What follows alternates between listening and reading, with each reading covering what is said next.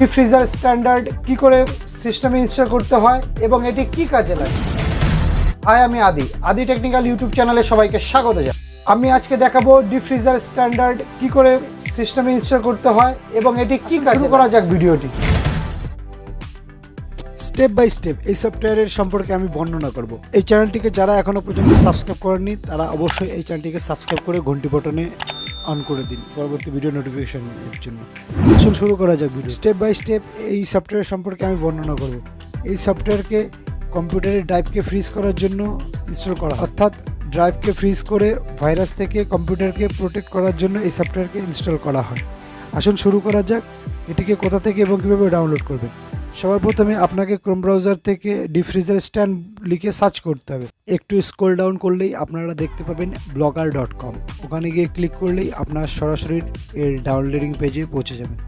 একটু scroll down করলে আপনারা দেখতে পাবেন এই সফটওয়্যারটিকে কীভাবে ইনস্টল করতে হয় তার সম্পর্কে বর্ণনা দেওয়া হয়। একটু স্ক্রল ডাউন করুন এবং ডাউনলোডের উপরে গিয়ে ক্লিক করুন। ডাউনলোডের উপরে গিয়ে ক্লিক করলে আপনাকে ডাউনলোড করার জন্য এর পেজটিকে খুলে দেবে। যখন এই পেজটি খুলে দেবে এর উপরে গিয়ে ডাউনলোডে ক্লিক করলে আপনাকে 20 সেকেন্ড অপেক্ষা করতে হবে। 20 সেকেন্ড অপেক্ষা করার পর আপনার সামনে একটি পেজ এসে হাজির হবে। সেখানে গিয়ে আপনাকে আপনার ফেসবুক আইডি থেকে লগ ইন করলেই এর ডাউনলোডিং স্টার্ট হবে। এবার দেখা যাক এই সফটওয়্যারটিকে আপনারা কি করে ইনস্টল করবেন। এবার আপনি এর কি টেক্সট ফাইলকে খুলে নিন। খুলে নিয়ে এর লাইসেন্স কিকে আপনি কপি করে নিন। এখানে আমি কপি করে নিলাম।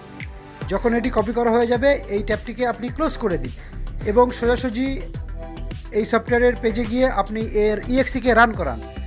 যখন আপনি খুলে নেবেন আপনার সামনে পেজ আসবে। নেক্সট বাটনে ক্লিক করে আপনি এটিকে অ্যাকসেপ্ট করবেন। অ্যাকসেপ্ট করার পরে এখানে লাইসেন্স কি প্রেস করতে বলবে। এখানে আপনি ওই কপি করার লিঙ্কটি এখানে পেস্ট করবেন। পেস্ট করার পরে নেক্সট বাটনে যখনই ক্লিক করবেন এর প্রসেস অটোমেটিক চালু হয়ে যাবে। এই প্রসেসটি সম্পূর্ণ হতে কমসে কম আপনাকে 5 মিনিট ওয়েট করতে হবে। যখন এই প্রসেসটি সম্পূর্ণ হয়ে যাবে তখন এটি অটোমেটিক রিস্টার্ট হয়ে আপনার সিস্টেমের ড্রাইভগুলিকে প্রোটেক্ট করবে। এবার দেখা যাক এই সফটওয়্যারকে আপনি আনস্টল কী করবেন। আপনাকে আনস্টল করার জন্য আপনার কিবোর্ড থেকে 4টি বাটনকে একসঙ্গে প্রেস করতে হবে। যখন এই 4টি বাটন আপনি একসঙ্গে প্রেস করবেন এর ডায়লগ বক্সটি ওপেন হবে। ডায়লগ বক্সটি ওপেন হওয়ার পর আপনাকে একবার কম্পিউটারকে রিস্টার্ট করতে হবে মাঝখানের পয়েন্টটিকে সিলেক্ট করে। যখন আপনি মাঝখানের পয়েন্টটিকে সিলেক্ট করে রিস্টার্ট করবেন তখন আপনার এইটি ডিসেবল হয়ে যাবে। তখন আপনি যে কোনো কিছু আপনার কম্পিউটারের মধ্যে সেভ করে রাখতে পারেন কেবলমাত্র ডি ড্রাইভের মধ্যে। এরপরে যখন আপনি আবার রিস্টার্ট করবেন তারপর থেকে যদি আপনি কিছু ডাউনলোড করে আপনার ড্রাইভের মধ্যে রাখেন তখন কিন্তু ওগুলি সেভ হবে না। ধন্যবাদ ভিডিওটি দেখার জন্য। যদি ভিডিওটি ভালো লাগে তাহলে অবশ্যই এই চ্যানেলকে লাইক, শেয়ার এবং